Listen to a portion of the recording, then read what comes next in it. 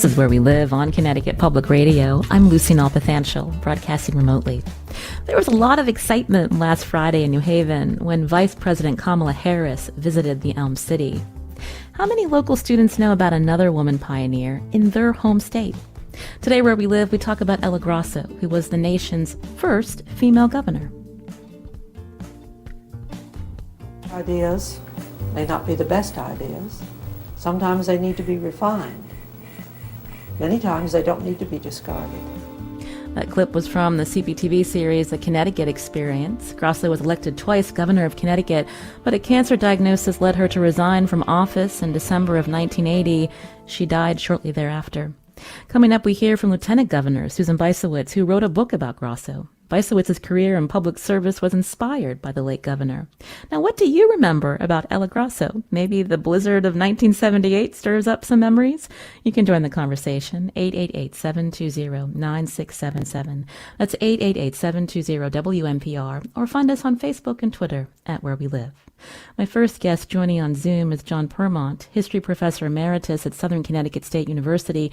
He once worked for Ella Grasso as an executive assistant, and he wrote the biography, Ella Grasso, Connecticut's Pioneering Governor. Jon, welcome to the show. Thank you. It's nice to be with you.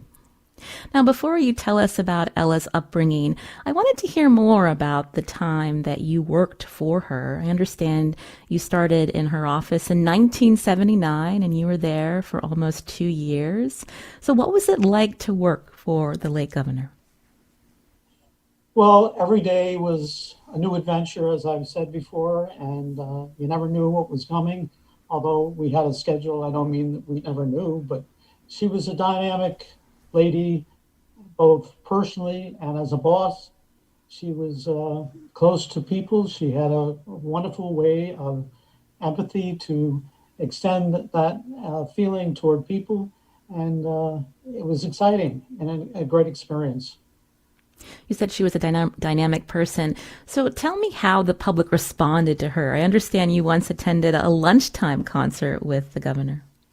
Yes. That was an interesting experience.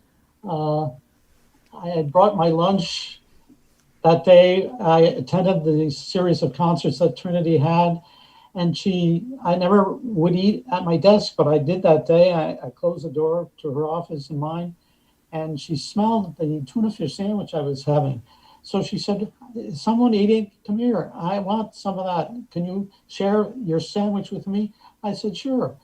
I said, "Would you like to go to the concert?" And she said, "I would like to go. Would you like some company?" So we went to the concert, and it was a great concert at Trinity. The organ was dynamic, and the surroundings are beautiful at the Trinity College Chapel. And of course, heads turned when they saw the governor arrive for the concert. I must say, they were looking at me, they were looking at her. And what was her personality like? I've read different accounts.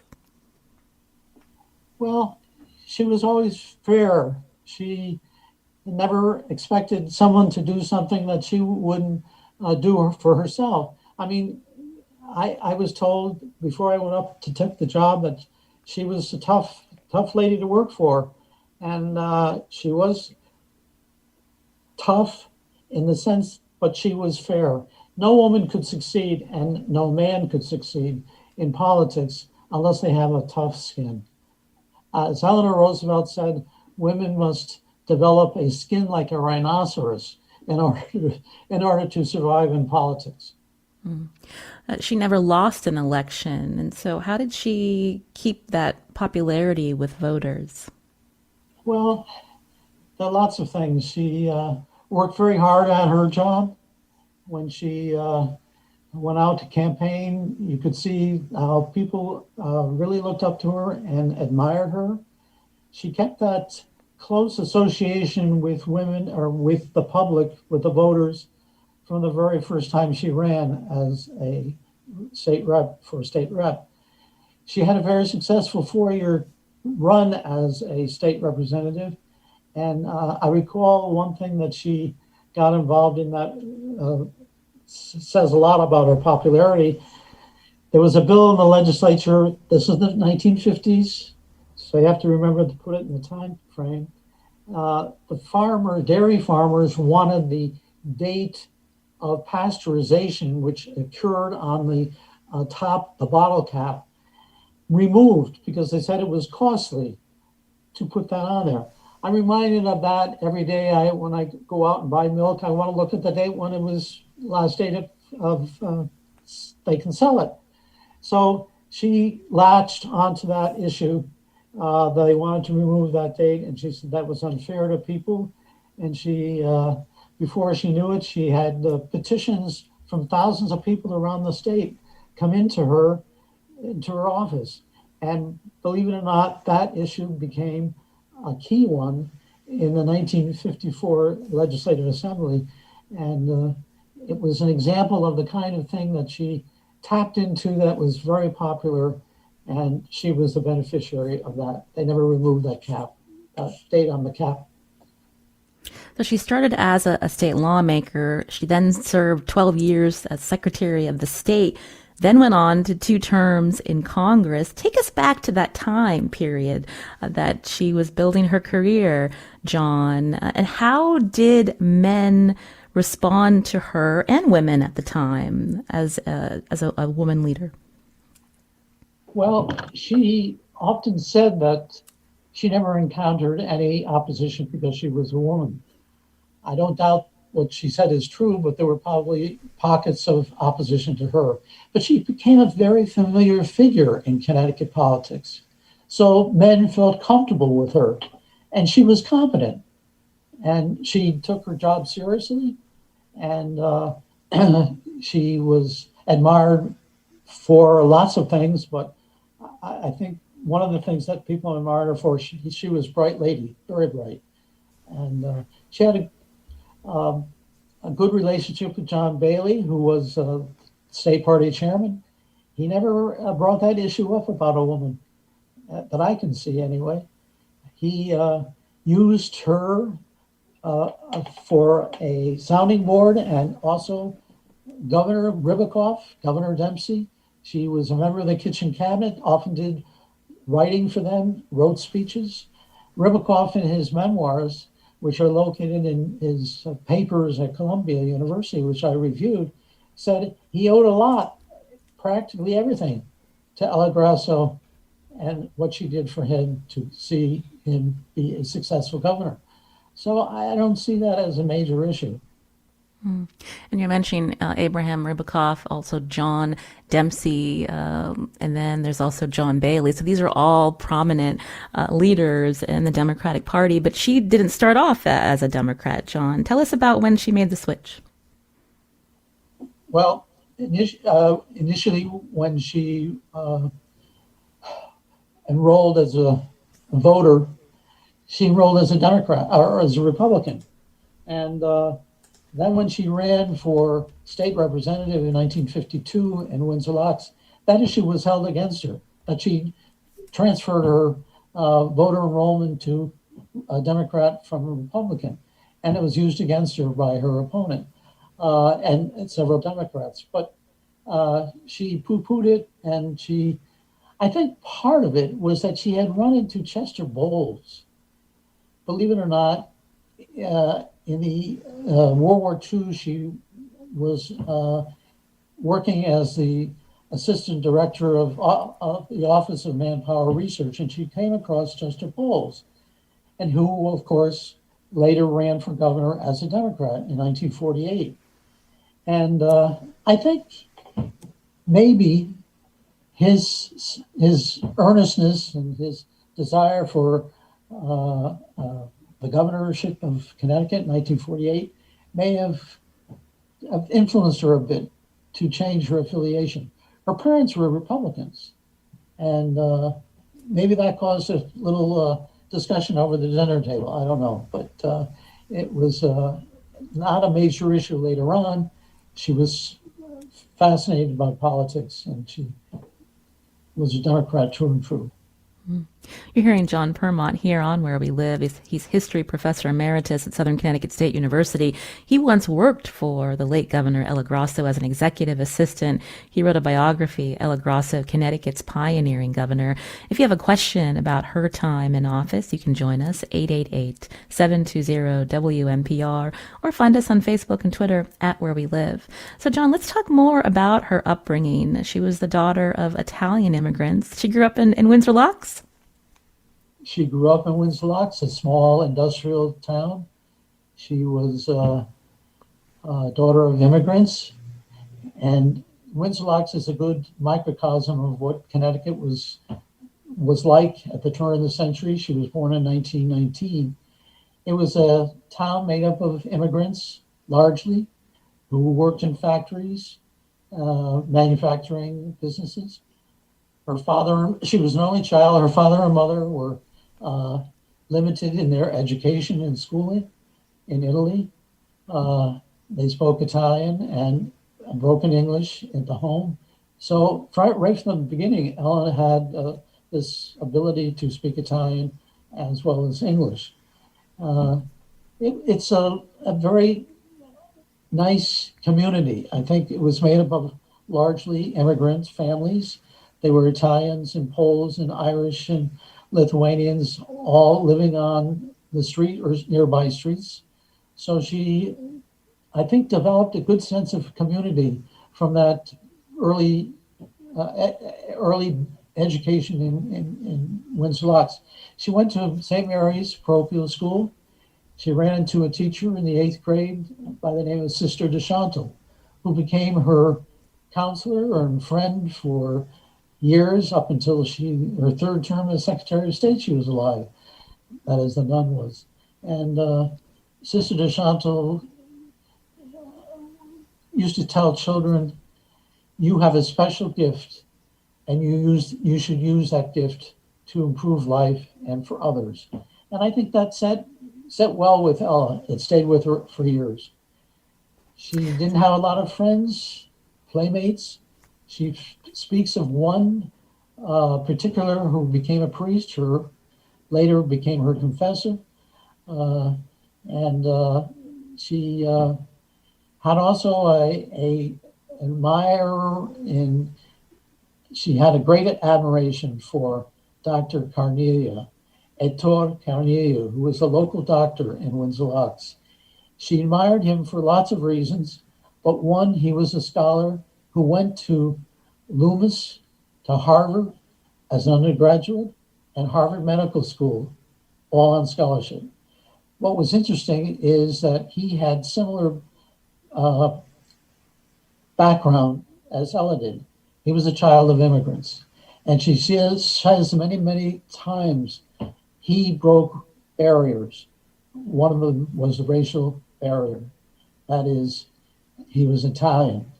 And that must have been quite an achievement for an Italian boy of immigrants to have gone through Harvard and Harvard Medical School, to great admiration in town by a lot of citizens and by Ella till his death.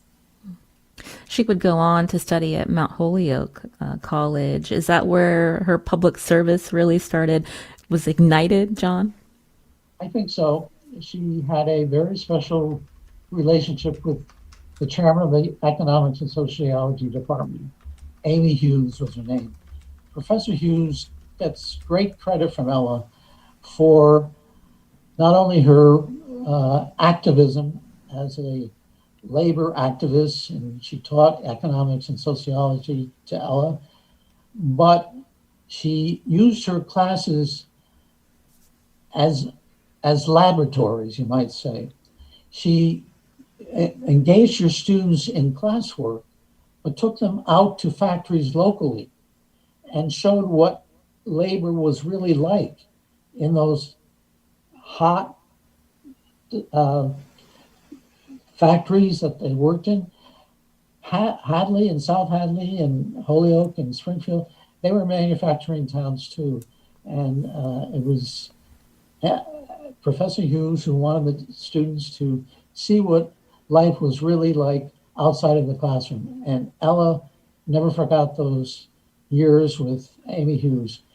She also had an experience as a graduate student. She stayed on there for a master's degree. She was a graduate assistant in the department. She went to the Hudson Shores Labor School as an assistant to Amy Hughes. She would choose few students every year to go with her down to the Hudson Shores Labor School. And that was another eye-opener too for Ella. It opened her world to a different milieu, and she never forgot that experience. You're hearing Jon Purmont here on Where We Live. He's history professor emeritus at Southern Connecticut State University. He once worked for Ella Grasso. We'll continue talking after the break, and we want to hear from you too. What do you remember about Governor Grasso? What is her legacy today? You can join us, 888-720-9677. That's 888-720-WNPR. Or you can find us on Facebook and Twitter at Where We Live.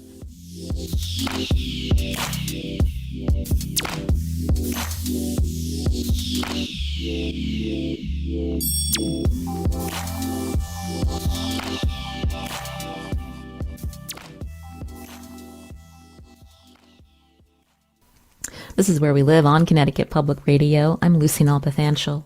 The late Governor Ella Grasso grew up in Windsor Locks, Connecticut, the child of Italian immigrants. Before she led the state from 1975 until 1980, she was a congresswoman, and she also served many years as Connecticut Secretary of the State, and she was a state legislator, too. Her calling to serve the public started after she attended Mount Holyoke College. Now, what do you remember about Ella Grasso? You can join us, 888-720-9677. That's 888-720-WNPR, or find us on Facebook and Twitter at Where We Live.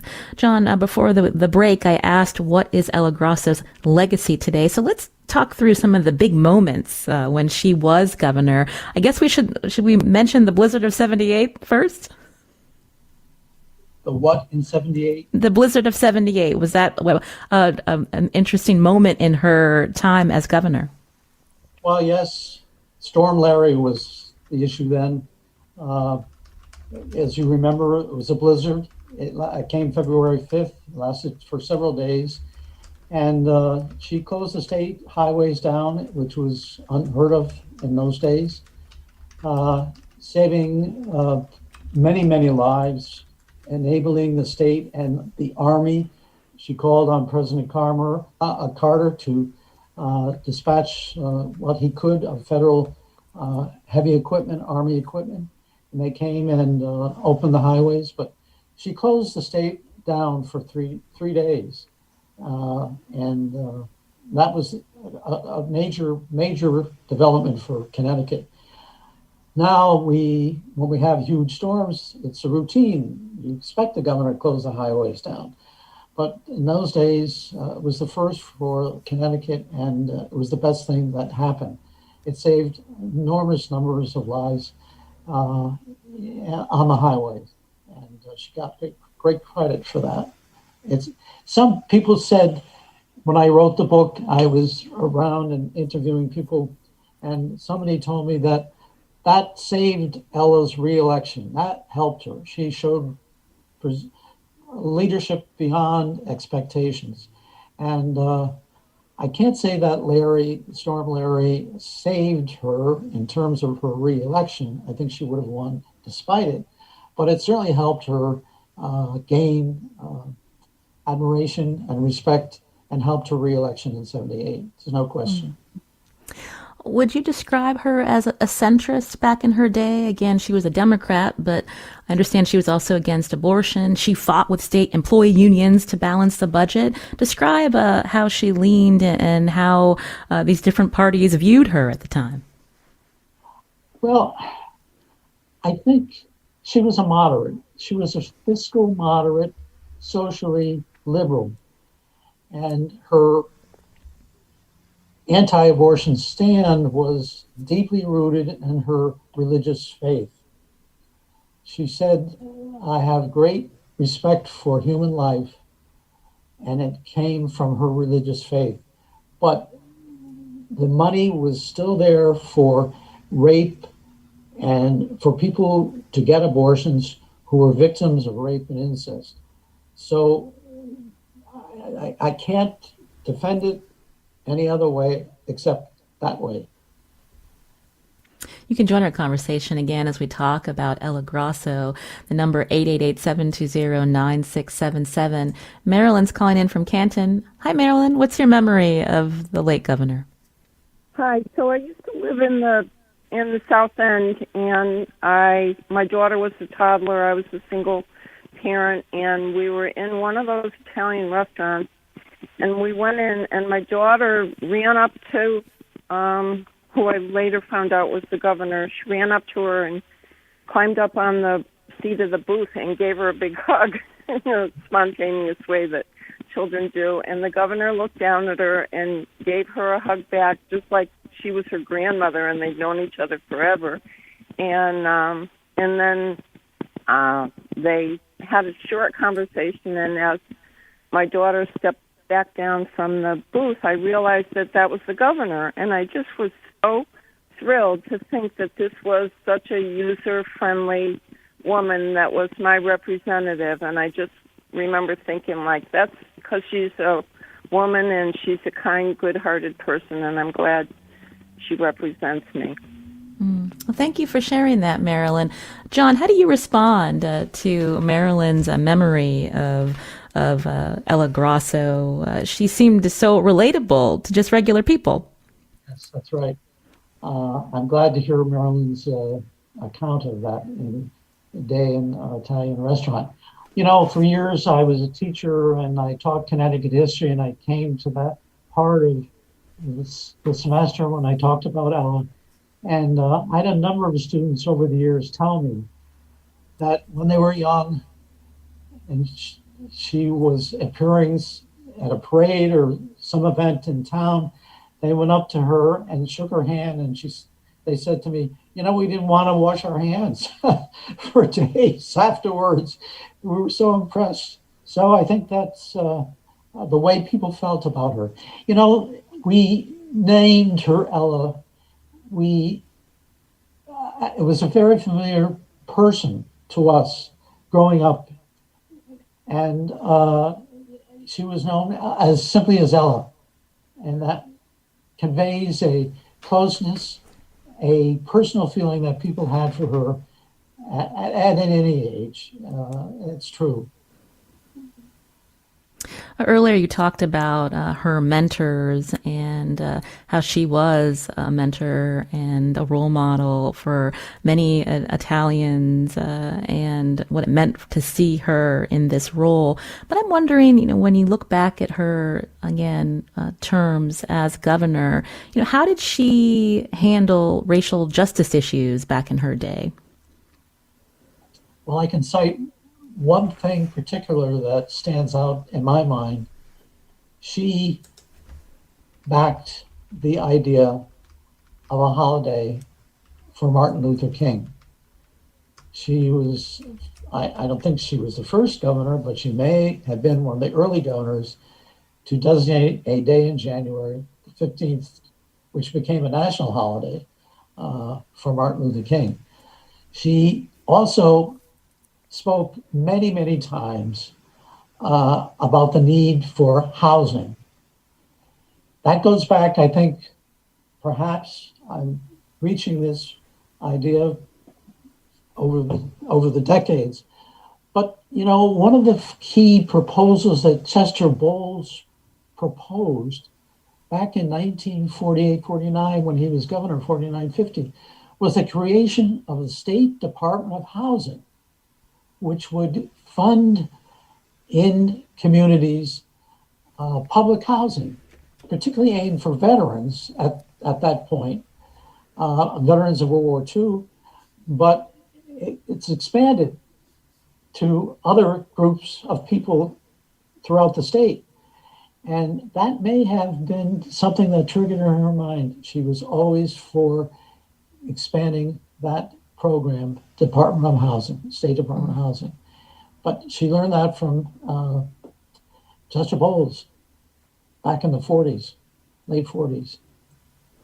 And how did she feel about local control? I mean, we think about all of the fiscal issues and problems that remain in our state today, going back to this longstanding achievement gap, or the idea that so much of Connecticut is segregated. And I'm just wondering how she viewed local control and how some of those views and policies back then have led us to where we are today, Jon. Well, I think she was one who believed in a careful balance between local control and state control. I don't think she would ever be a person who strongly insisted that the state had control over particular items that were locally important. For instance, education, that is still a locally controlled part of the structure of Connecticut government.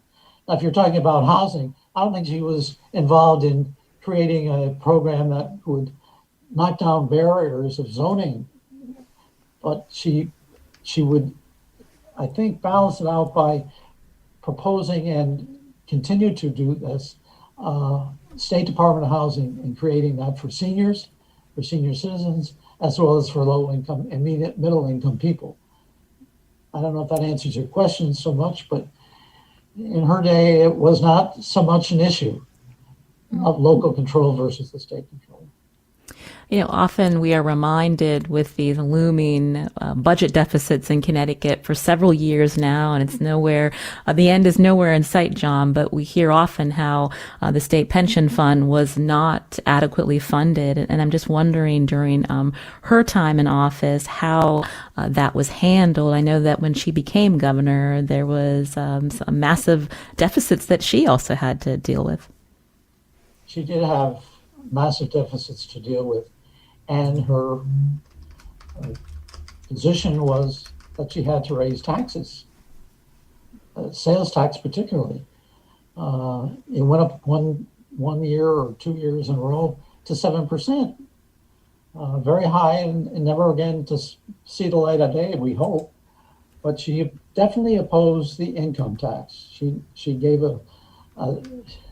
there's a situation in the first campaign of 74 where she had all the people on her under ticket appear at a press conference, and they all pledged there would be no state income tax, because that was an issue that was used against her in that campaign, saying, well, you favor all these programs, who's going to pay for them? And they took the strong stand at her insistence that there would not be an income tax imposed on Connecticut. That may, in the long run, have been a judgment that was short in its vision, but it was not politically possible for her to support an income tax, though people felt that it was a fairer way to go about taxation. Leslie's calling in from Stores. Hi, Leslie, you're on the show. Hi, thanks for taking my call. I grew up in Windsor Locks, and I greatly admired and was very influenced by the legacy of Ella Grasso. I happened to be in high school during that big snowstorm when the state was closed. And one thing I want to relate is how Ella got along with all the classes of people. There was a paper company in Windsor Locks near the canal, and she would meet the workers when they came across the street for their 3 a.m. Break from work. And she could meet freely with them, and she spoke with them, got along with them. And then the next day she could go and meet President Kennedy. And I just really admire somebody who can mix with different classes of people. And Ella was one of those. The only thing that ever stopped her from achieving anything was her cancer, unfortunately. So thanks for taking my call. Well, thank you, Leslie, for calling in, and that's a great transition to where I was headed next. And that, of course, Jon, is after she was reelected. I believe she beat her opponent by more than 200,000 votes. Is that right? And unfortunately, she wasn't able to complete her term. Well, she won that first election by over 200,000 votes. Okay. The second election in 1978 was by 190,000 some odd votes. So that was a little different. When she took office that second time, things were beginning to turn around for the state. She didn't yet have a budget surplus, but she had to raise taxes. And as you remember, she laid off 500 employees, state employees at the holiday time. That created a rift with the unions, of which she was a longtime supporter of labor. And gradually they were summoned back, not all of them. Others had taken other positions in other places, but that was a hard thing for her to do. I think it was the hardest thing for her to do. But in relation to the call that you just had, her ability to work and be with people of all kinds of social backgrounds. I'm reminded of the day that the Queen arrived in 1976. Queen of England came over with her husband, Prince Philip, to partake in the bicentennial celebration. And she visited all the 13 original colonies. So Connecticut was on her list, and she came into the harbor on her yacht, Britannia.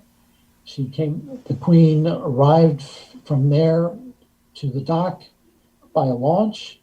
There were lots of people gathered to see this, and there to greet the Queen and the Duke was the Governor Grasso, Ella Grasso, with her husband, Tom Grasso. And they did a walk around, walkabout, or whatever they call that. They met all the people who were gathered there, or tried to meet a lot of them.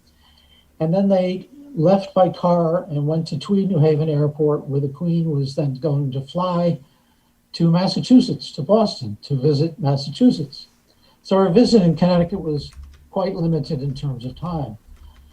So I'm telling this story because I think it relates to what the young lady said about being able to relate to all kinds of people. I said to Dr. Grasso when I was interviewing him for the book, what can you tell me about of the Queen when she came? Is there anything that you can talk about? He said, John, the conversations with the Queen are never discussed publicly, so I can't tell you anything about that. But I will tell you one little story. He said, the Duke, Prince Philip, leaned forward from his chair, from his seat in the car and the limo, and he said, Dr. Grasso, what do you do for a living? And Dr. Grasso said, I walk 3 paces behind her like you do, which evinced a hilarious laugh out of Prince Philip. And I thought it was a good little story to tell people when they say she could meet all kinds of people. It doesn't reflect what she said, the governor said, but it tells you what the first gentleman said. John, we're almost out of time. Again, Ella Grasso passed away from cancer February 5th, 1981. She was unable, of course, to complete her second term as governor. If she had lived longer, where do you think her career would have taken her? Well, I once asked her that question. What will you do when all of this ends? And she said to me, she thought for a minute about it, and she said, you know what I think I'd like to do is I'd like to teach a course or two, a seminar perhaps at Mount Holyoke, and on politics and government and so forth. And also I would like to write. And I would like to write about Connecticut women that I've encountered throughout my career. Women who wouldn't be on the list of people that many people remember. People who were helpful to her in her career. So that's the best thing I can think of. She was a wonderful writer. And I have several examples of one that, of speeches that she gave that were really terrific, and letters that she wrote. We don't have time for that, I understand, but that's what I think she would have done. Jon Purmont, again, is history professor emeritus at Southern Connecticut State University, and he wrote Ella Grasso, Connecticut's pioneering governor. Jon, thank you for your time today. Thank you. This is Where We Live on Connecticut Public Radio. Coming up after the break, we talk with Connecticut's Lieutenant Governor, Susan Bysiweicz. You can join us too. Find us on Facebook and Twitter at Where We Live.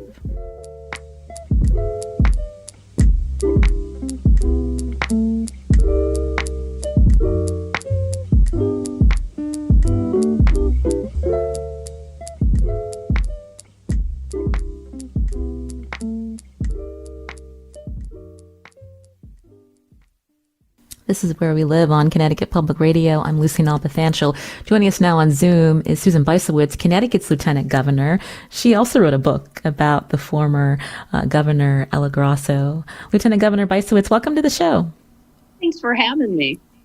I was really interested to speak with you because I understand that Ella was someone that you really wanted to be, and it's inspired you in your political career. When was the first time you saw the late governor? Well, I was in high school when that snowstorm that you were just talking about happened. I was a junior in high school, so my siblings and I were thrilled that we got a week off from school. You know, normally you'd get a day or two off for a snowstorm, but that was quite a big one. And then that summer, I was part of the American Legion Girls Stay program. This is a program that the American Legion puts on to teach high school girls and boys all over the state about civics. And I went to that program the summer between my junior and senior year in high school. And I was with a group of very noisy high school girls in Jorgensen Auditorium at UConn. And there was this hush that suddenly fell, and I looked around to see why everyone was quiet. And it was because Governor Grasso was, in this very dignified, purposeful way she had, striding down the center aisle of Jorgensen Auditorium to come speak to us. And she talked to us for about an hour about what she did as governor. And I remember being struck by how she wanted to help people. And she talked about how she helped individual constituents. She talked about how she worked with the legislature to pass laws that she thought would help the state. And I remember thinking at that time, you know, maybe someday I would like to be in government. And I never imagined that I would actually sit at the desk that she sat in when she was Secretary of the State. Mm-hmm. You know, I asked Jon Purmont about how men viewed Ella Grasso during her time as governor. And I thought it was telling, reading some old newspaper accounts, Irene Driscoll of the Hartford Courant being critical of how the media would poke fun at what Ella wore and depicted her as screaming when she battled against the Public Utilities Commission. And you know, those are things that often people pick on with women, whether how they look or how they sound. And I'm wondering what your take is on that, how she was viewed as a woman leader. Well, it's interesting because I remember when Hillary Clinton was running for president, there would be all kinds of media accounts and references to, you know, the pantsuit she was wearing, her clothing, her appearance, and you would never hear anything about her male opponents. So this was nothing new. Ella Grasso was someone who really didn't care about what she wore. She wanted to wear comfortable shoes. She wasn't that concerned about her appearance. And she wanted to wear comfortable shoes because she was always on her feet giving speeches. And she even kept a pair of low-heeled shoes in the back of her car so that when she gave a speech and she had to be on her feet for an hour, that she would be comfortable. And comfort was her guiding principle. And I remember that she even said, I promise I'll keep my campaign promises, but I never promised to wear stockings. So, she would even poke fun at herself. And she would also say, in Connecticut, I'm like an old shoe. And what she meant by that was she had a long career in public service, but as we've heard from Jon Purmont and some of the people who've called in, so many people felt like they knew her. And she was so approachable. She was someone who, with her Mount Holyoke education, could speak with League of Women Voters in Greenwich or Litchfield, or she could go to the Carmela Coat Factory in Middletown and speak Italian with the women that were sewing coats. She had a remarkable ability to relate to all kinds of people. She inspired you. What do you think her legacy is today, Lieutenant Governor? She inspired me, but she also, I've talked to men in politics who were Italian American who told me that when she was elected governor, they realized it was possible as an Italian American and the child of immigrants to run for public office and be successful. I think part of her legacy is the greater number of women that we have serving in office. When she was state representative in the early 1950s, she was one of only a handful of women. And it was very unusual when she ran for Secretary of the State to have a woman serving in statewide constitutional office. So I think she would have been pleased to see, that we have had at one moment 4 or 6 of our constitutional officers who were women. We don't have that right now. And I think she probably would be a little bit disappointed that here we are 100 years after women's suffrage was passed, and we do not have 50% women serving in our legislature. We have 34%. I'd asked Jon Purmont about some of her time in office as governor, some of the ways that she handled some thorny issues like the state income tax. And I'm wondering, when you look back at her time as governor and how she approached some of those issues. She was very frugal personally, and she wanted to show people that she wasn't going to waste their money. So when she took office, she actually used Governor Meskel's stationery and had her assistant X out on the typewriter Governor Meskel and type in Governor Grasso. And when she moved into the governor's residence, she said she ordered the House staff not to use the dryer to hang the clothes out outside. And she also insisted on driving a compact car, not a bigger sedan that the state troopers usually would drive the governor in. So she wanted to show people that she was living very frugally as their governor, and she was going to do her best to do the same with state resources. And I think of her often in situations where our state or our country is in crisis. And she was the kind of leader who, when a crisis occurred, she would go to where people were suffering and talk to them. So during the storm, the big snowstorm, she would take a helicopter and go visit different places in the state that were still digging out and talk to people. And I think people remember and appreciate that kind of compassion that she had for people and that kind of very hands-on and competent leadership. We like to think that Connecticut was ahead of the pack in the fact that this state elected a woman to be governor in her own right. But I'm wondering, during her time in office, Lieutenant Governor Bysiweicz, this was around the second wave of feminism. How did she view that movement? She was a very, very smart, competent woman, and she looked for well-educated women to take important roles. And so my mom was a professor at the University of Connecticut Law School, and she recruited my mother to serve on the Permanent Commission on the Status of Women and also on the Judicial Selection Commission.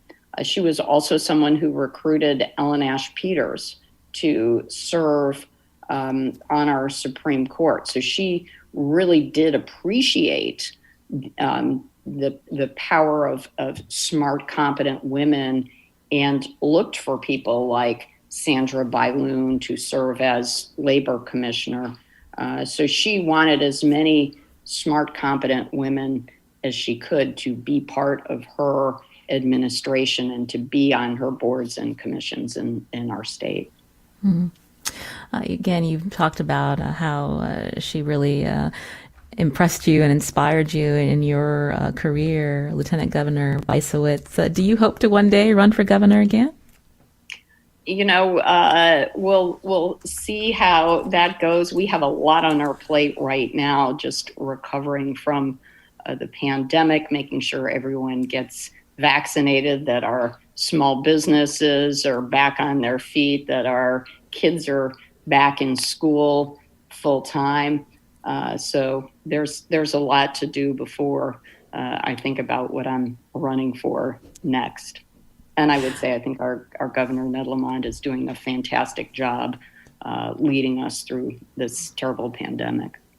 We just have under a minute. You had mentioned earlier that women representation in all levels of government still lacking when we think about how we make up half of the population. So what more needs to be done to encourage more women in office, especially women of color? We need more women from diverse backgrounds to run for office at all levels, local, state legislature, federal level. In Congress, we're still stuck at 25% in the U.S. House and 24% in the U.S. Senate. So there is still a lot to do. We need to encourage women of all backgrounds, particularly women of color, to run for office. We would all be better off to have more diverse voices at the table and leading our towns, our state, and our country. That's Lieutenant Governor Susan Bysiweicz. Again, she also wrote a book about the late Governor Ella Grasso called Ella. Lieutenant Governor Bysiweicz, we appreciate your time. Thanks for coming on. Thank you so much for having me. Today's show is produced by Matt Dwyer. Special thanks to Robin Doyen-Aiken. On the phones today, our technical producer is Kat Pastor. I'm Lucy Nalpathanchel. We'll be back tomorrow.